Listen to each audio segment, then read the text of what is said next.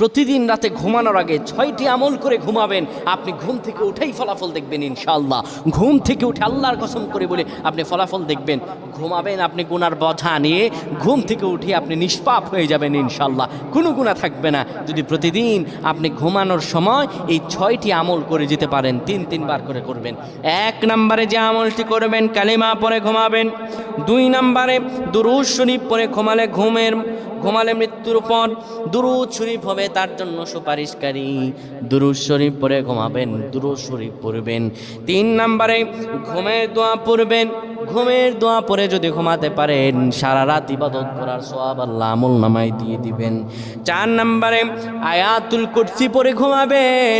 আয়াতুল কুরসি পড়ে কেউ যদি ঘুমায়, ফেরেশতারা তাকে সারা রাত পাহারা দেয়। ফেরেশতারা তাকে সারা রাত পাহারা দেয়। আয়াতুল কুরসি পড়ে ঘুমাবেন।